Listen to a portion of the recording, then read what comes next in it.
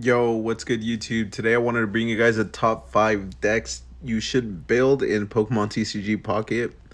In no particular order, but some of these decks are definitely a lot better and more consistent than others. So yeah, let's get into it though. Alright, so coming in at number 5, Golduck Dragonite. I have not seen a lot of people run this deck or even ever faced it ever because I actually came up with it. This was around the time the game first came out. I used this deck because I actually really liked Dragonite.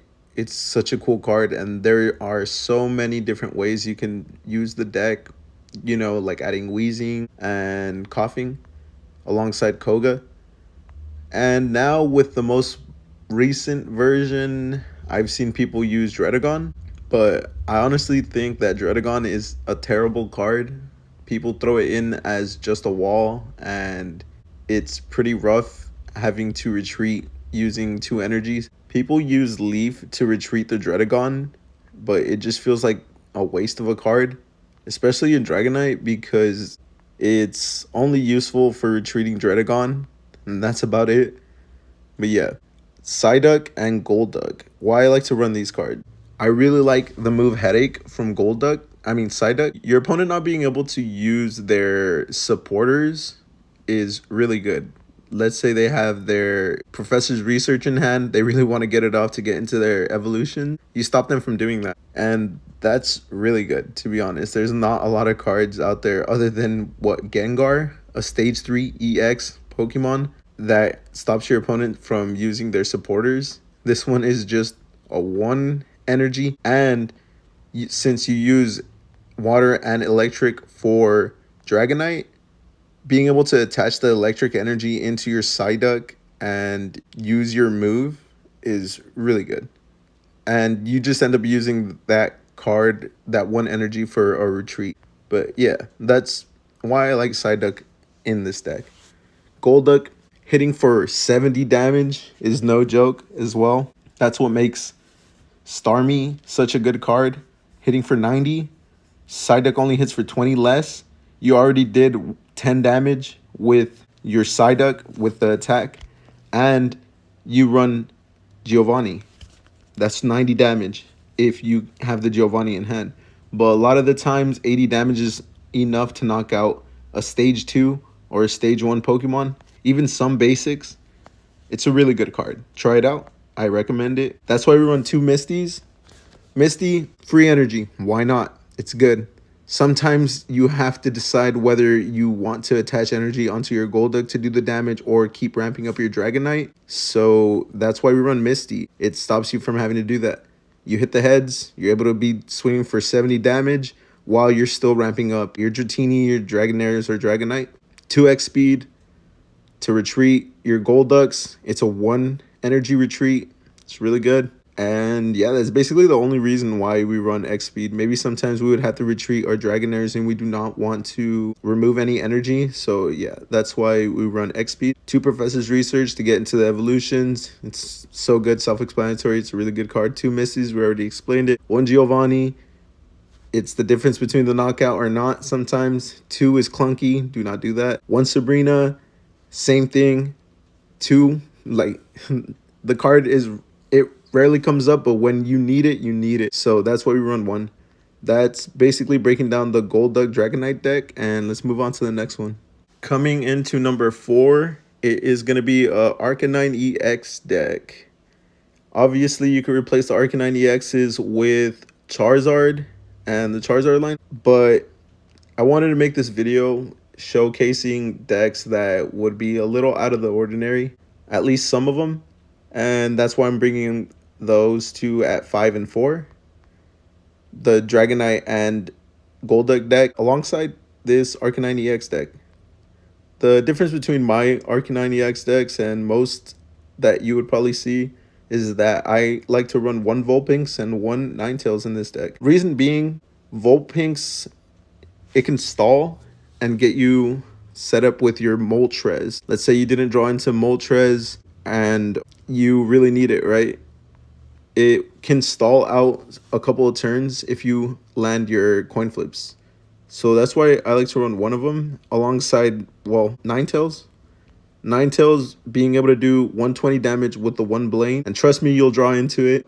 It's a lot of damage. 120 or even 90 damage. And sometimes you have Moltres setting up the Ninetales, and maybe you didn't get into your Growlithe line or Arcanine, then you're setting up the Ninetales. Ninetales will do plenty of damage, trust. So yeah, that is the reason for the Ninetales and Vulpix. Growlithe, Arcanines, self-explanatory. You have them in the bench, set them up, get them ready to do 120 damage over and over.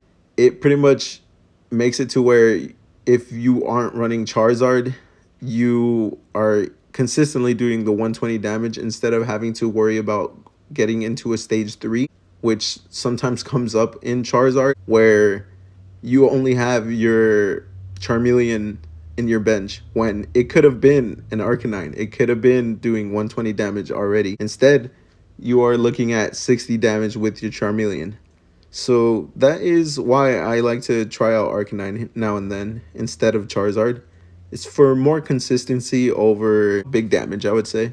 2 potions. Potion is a good card. There are a lot of things that hit the bench, and with Vulpix only having 50 health points, it's pretty rough sometimes. So Potion comes in clutch.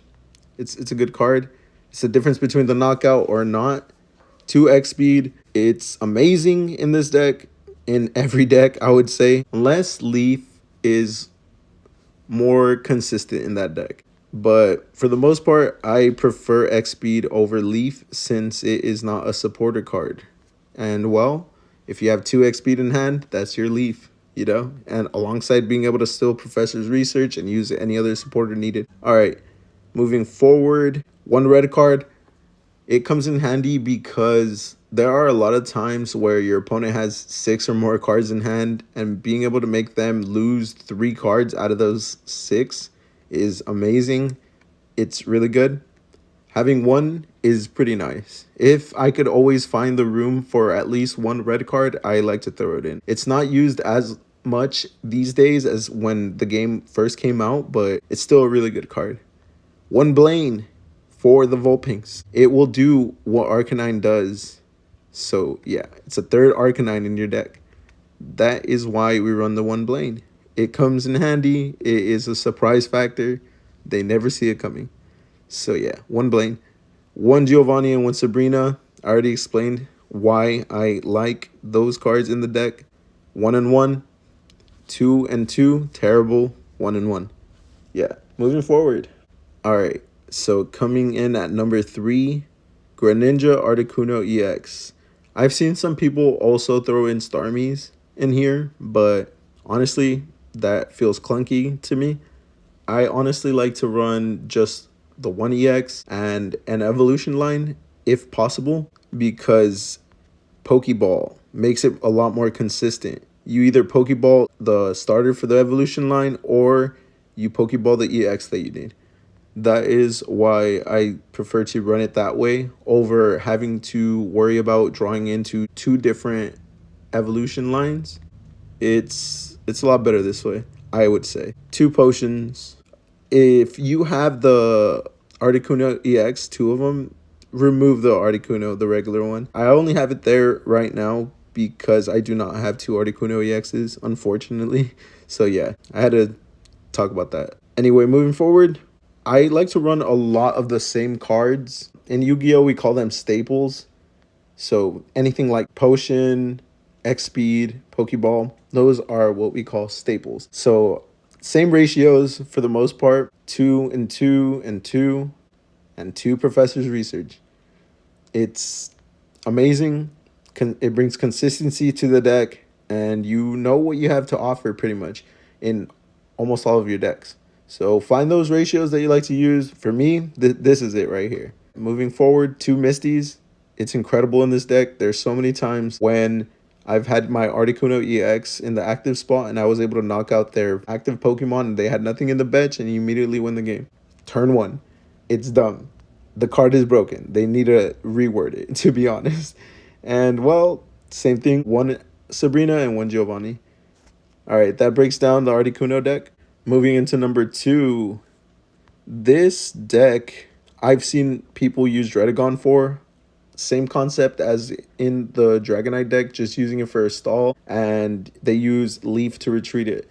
I would honestly prefer you to try out this Articuno instead of the Dragonite. It works with the deck. It's a water deck. Why would you want to have a Dragonite just for a wall when Articuno has the same health points and you're able to attack with it? Why? It still works. You're able to attack with it. You're able to Misty. You're able to use your Vaporeon to attach energies onto the Articuno and attack. It has a good effect on its attack. Why run Dragonite again? Honestly. All right. But yeah, 2 Articunos and 2 of these EVs for being able to just poke at your opponent. There have come times where I was able to knock out my opponent's active Pokemon with just 3 coin flips, getting lucky. This game's coin flips sometimes feel like bonkers. Like it just randomly 4 heads. Like what, you know? It comes up. So yeah, Gyarados, it's an amazing card. You already know what it does. 2 X speed, 2 Pokeball. I'm not able to fit the potions. If I could, I would. 2 Professor's Research, 2 Misties, and 2 Leafs. Leaf in this deck is pretty good because you're able to retreat your Vaporeon. There does come times where you do have to attack with your Vaporeon, and let's say you need to get it out the way because you got your Gyarados set up. Leaf comes in handy because you're not having to use your energies to retreat. And yeah, that pretty much breaks down the Gyarados deck. And then coming in at number 1, honestly, I think that this is the most consistent deck there is in Pokemon TCG Pocket right now. And that being Celebi Ex with Superior. The only thing that I run differently, if you can even call it that, because I have seen people run the Execute, 1 Execute, and 1 Executor. There are some people that run the other Executor EX, but not having to deal with the coin flip is so much better, and the 4 energy for the cost for the attack on Executor is no problem because of Superior in this deck. So there's no reason for you to run the other Executor, causing more inconsistencies and more coin flips to happen. You don't need that. So yeah, the reason why I run this Execute is just to get that extra energy ramped up. So there comes some times where you do end up having this Execute on the active spot. Maybe your Snivy's in the back and evolving them. So yeah, it'll be ready by the time your Superior evolves. Also, this Executor having 130 health points, it's a good wall as well. Pretty much self-explanatory with the 2 Celebis. You need them. 2 X speed, 2 Pokeballs, 2 Professor's Research. Always. If there are 6 cards you need in every deck, those are the 6 cards. All right, moving forward to Erica's. Instead of running the potions, 2 Erica's that heals for 50 instead of 20. It's amazing. It's so good. And then the 1 Giovanni and 1 Sabrina. Staples, I tell you. So yeah, that pretty much breaks down the top 5 decks that I would recommend you trying out here in Pokemon TCG Pocket. Let me know what you guys think. If you guys enjoyed the video, don't forget to drop a like. I would really appreciate that. Subscribe if you haven't already. Honestly, would be grateful for that. I'm trying to hit 500 subscribers. Almost there, 4 away. Thank you so much for watching and have a good rest of your day. All right, peace out.